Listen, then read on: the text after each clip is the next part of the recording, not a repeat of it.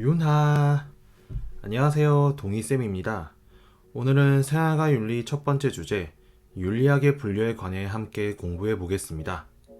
윤리학은 다른 학문들에 비해 다소 특이한 학문입니다.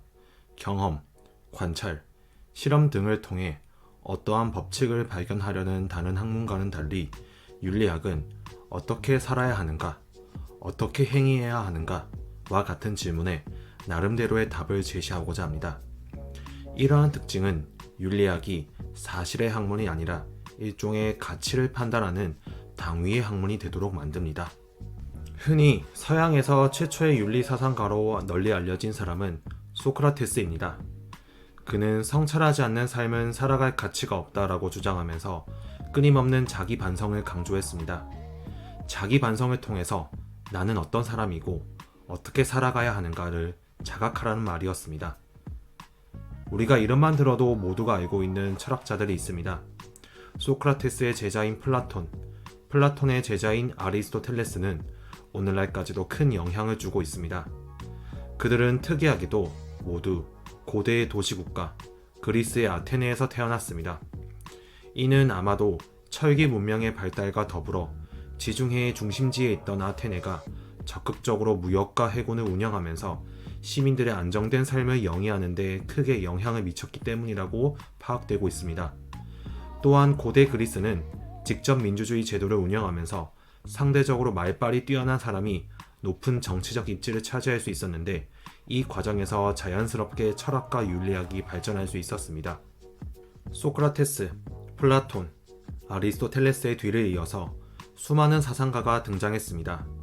이러한 사상가들은 나름대로의 논리적 근거를 제시하면서 도덕적 행위의 근원과 올바른 삶의 태도에 관한 논변을 토해냈습니다. 그러한 논변 과정에서 행위의 옳고 그름에 대한 보편적 원리에 대한 탐구가 이루어졌고 도덕 규범이 정립되었습니다.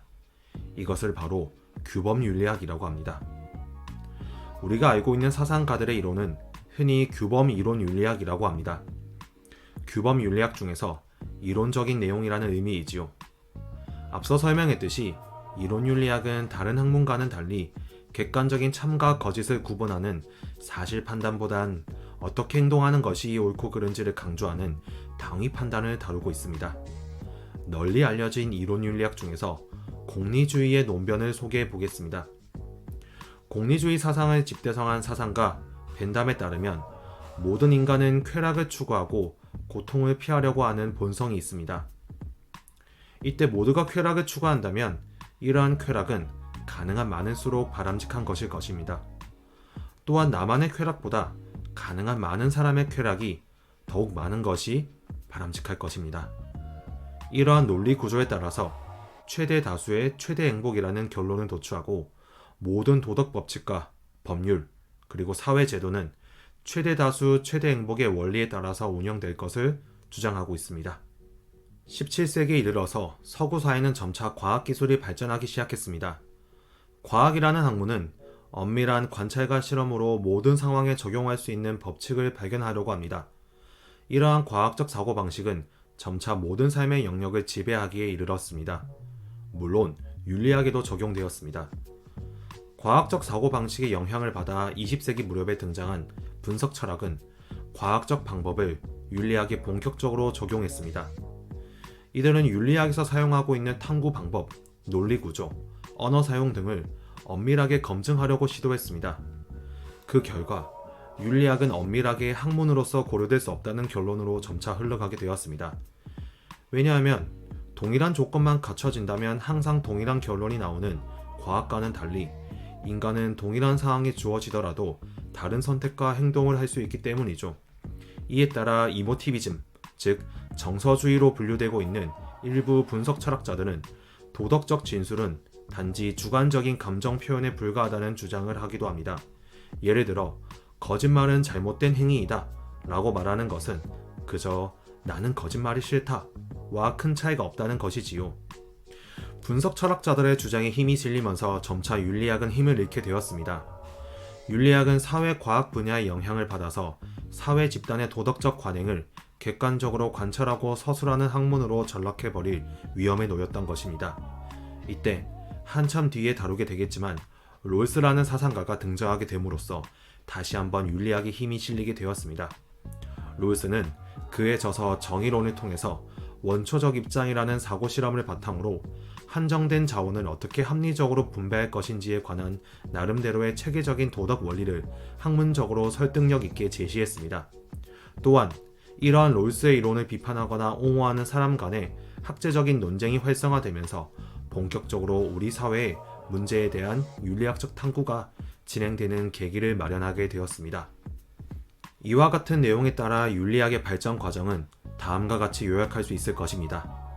우선 고대 그리스로부터 시작된 규범 이론 윤리학에서 20세기 분석 철학의 비판으로부터 파생된 메타 윤리학, 이후에 등장한 기술 윤리학, 그리고 롤스의 정의론과 그와 관련된 논쟁으로 촉발된 실천 윤리학에 이르기까지 오늘날 윤리학은 이와 같은 과정을 거치면서 발전해 왔습니다. 그럼 교재의 내용을 살펴보면서 하나씩 자세하게 이해해 보도록 하겠습니다. 규범 윤리학은 도덕적 행위를 정당화하는 규범의 근거를 탐구합니다. 규범 윤리학은 크게 이론 윤리학과 실천 윤리학으로 구분됩니다.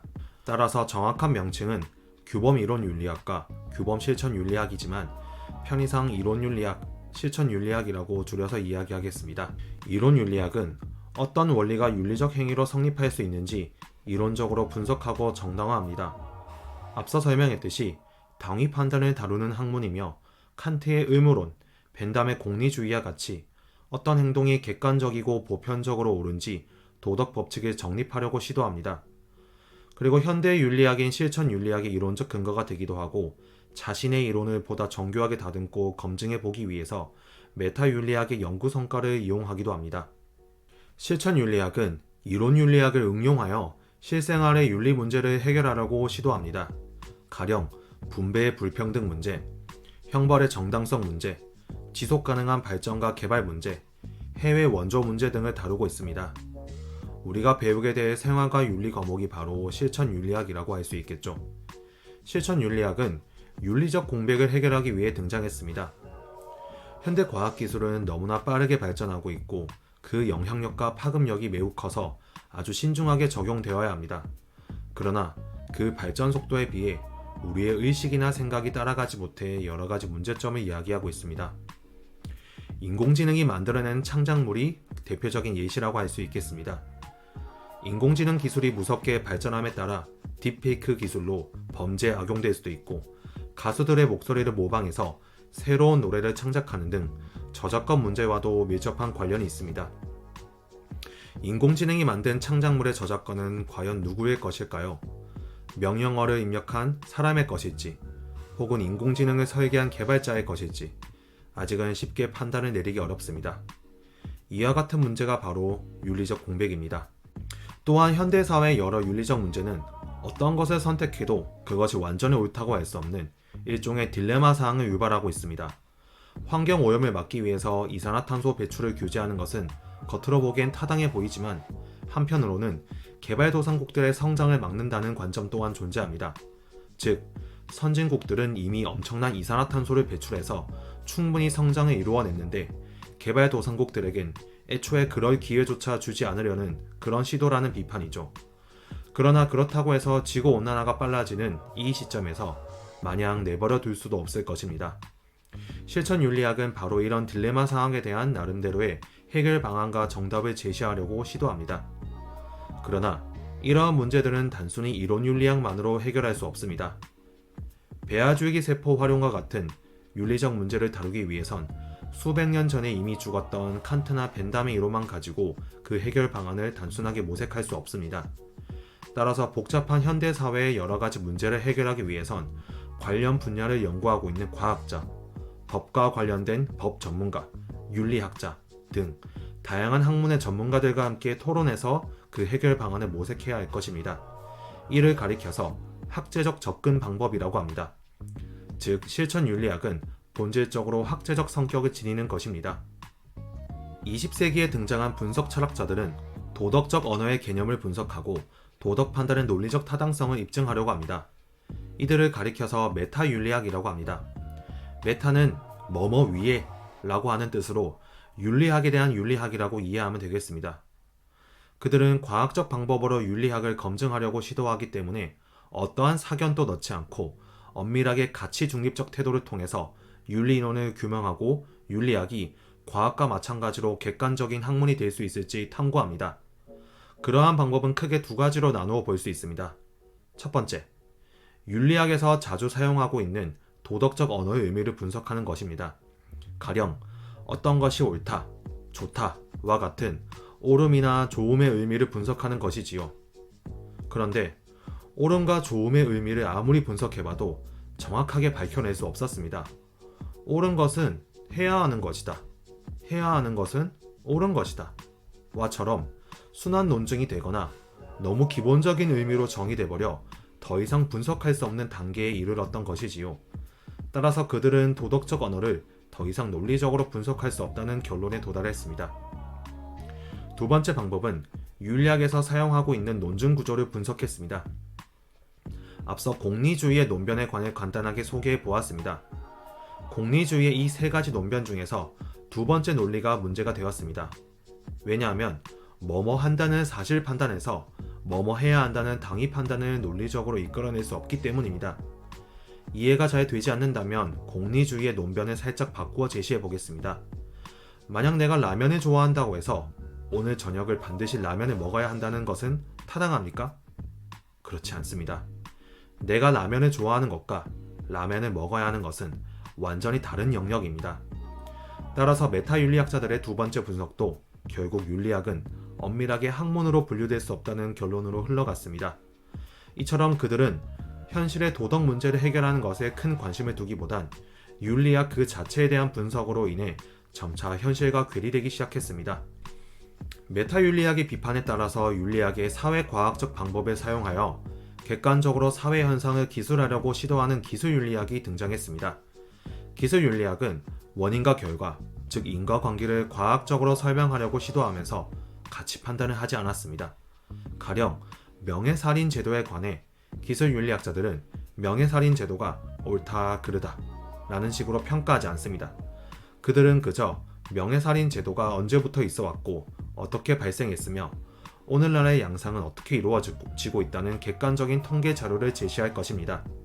따라서 기술윤리학은 도덕적인 관행을 가치 중립적 관점에서 문화적 사실로 간주하고 원인과 결과를 인과적으로 서술하는 것에 그칩니다. 하지만 기술윤리학이 조사한 자료를 바탕으로 규범윤리학자들이 이론을 정립하고 체계화하는 데 사용하기 때문에 여전히 그들의 연구를 윤리학이라고는 부를 수 있습니다. 이처럼 윤리학은 이론, 메타, 기술, 실천의 방향으로 점차 발전되어 왔습니다. 오늘날 최신 윤리학은 과학적 방법에 힘입어서 신경윤리학이나 진화윤리학으로 발전하고 있습니다. 이렇게 메타윤리학의 비판에도 불구하고 윤리학은 여전히 계속해서 발전해 나가고 있는 것입니다. 공부하면 공부할수록 매력적인 것이 윤리학인 것 같습니다. 여러분들도 저와 같이 윤리학의 재미를 느낄 수 있었으면 좋겠습니다. 그럼 이번 시간은 여기서 마무리하고 다음 시간에는 윤리학의 분류 OX 퀴즈를 진행하겠습니다. 그럼 윤바